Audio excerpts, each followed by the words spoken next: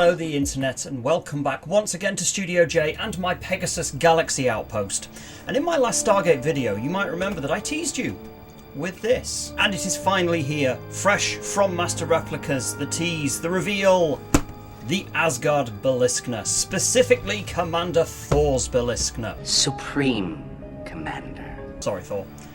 Supreme Commander Thor's flagship, as his position as Supreme Commander of the Asgard fleet. So let's get it unboxed and on its stand. Okay, here we go. Asgard Mothership. I've been looking forward to this one since Master Replicas announced it, and the preview images made it look very good, so I'm actually excited. Can I open it though? Open up. Normal polystyrene. Okay, oh that looks really nice. First impressions, that looks beautiful. Normal base, not numbered. Master Replica stuff, they used to be numbered. Not Master Replicas, the Hero Collector stuff used to be numbered, but Master Replicas don't, but I'm okay with that. Turned out the numbers on them actually never meant anything anyway. Normal base. Does that go on like it? It's really tight, but I suppose that's good because I mean it doesn't wobble. Right, the Biliskner.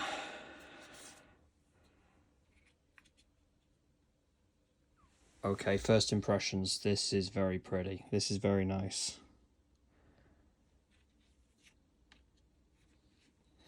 Well, let's get it put on the stand and have a proper look at it.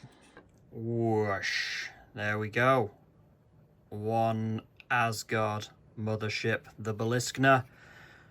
Breakdown of the model. Again, it's the hybrid of metal. The front part here, the hammer-shaped bit of Thor's ship, all metal. This is die-cast. This is die-cast. These bits, plastic.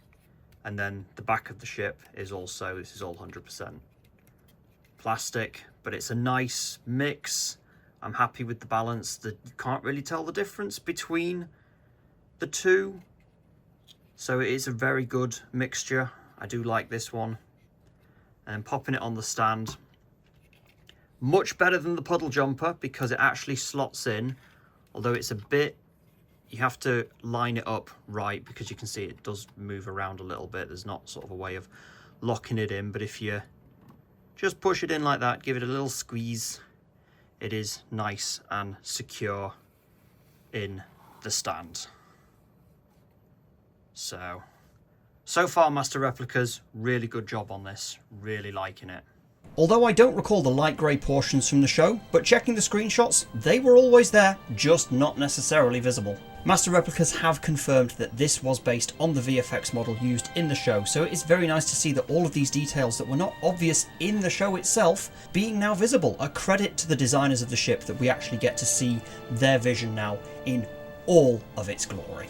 What I love about this design is how radically different it is from, as of its first appearance in Season 2 of SG-1, from every other ship we had seen so far, and was our first indication that SG-1 was now part of something much bigger. You become part of a bigger universe. You just don't know it yet. Honestly, this was a Stargate fan's version of this.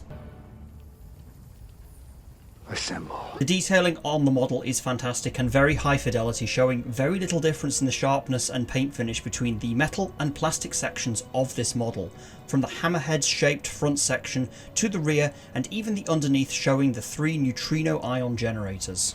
And that does bring me to my only gripe with this model, and it's a tiny one this time. It's not puddle jumper engine sized. And that is, I just wish that they had painted the engines a slightly different shade of grey than the lighter shade of grey sections that are on the hull next to it. It just kind of all looks the same, so slightly different shade would have been nicer. And I am glad that the antennas, the little pointy bits, these things, are all one piece of plastic, as I have actually knocked this off the stand a few times whilst filming the model that you are seeing before you, and I do suspect that if they were 3 individual pieces like they're meant to be, they would have snapped clean off. So good work, Master Replicas, on the durability of this Asgard ship. And I hope in looking at this model we do see a Master Replicas version of this ship's successor, the Silver O'Neill class that was introduced to replace this ship's successor following its demise in the ocean at the end of Season 3. Price wise, it's coming in at the standard price point of $54.99, which for this model is a price that I am entirely happy with. Master Replicas have really outdone themselves with this one, and it is a big upgrade in quality from the Puddle Jumper. I would put this on par with the Pegasus Stargate as quality. This is what we love. And as for what is next, now as of the recording of this video, there is only one officially announced Master Replicas Stargate product that is coming, and that is Ra's Pyramid. And at $119.99, I'm going to be honest, the internet, it's probably a bit outside my price range, so you might not be seeing it on this channel, but it does look really nice. And to any Stargate fans that it is in the price bracket for, if you've bought it and you've also watched this video, let me know in the comments below what you think of it. And other than that, we have to look to Ben Robinson's interview with Gateworld, where we did get some little snippets hinting at what is to come in the Stargate line. Specifically, they are actively working on Destiny.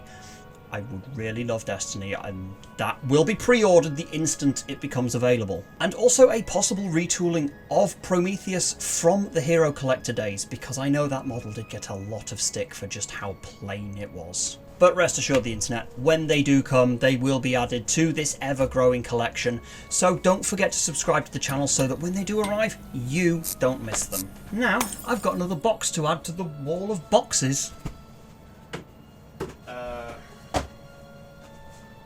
No.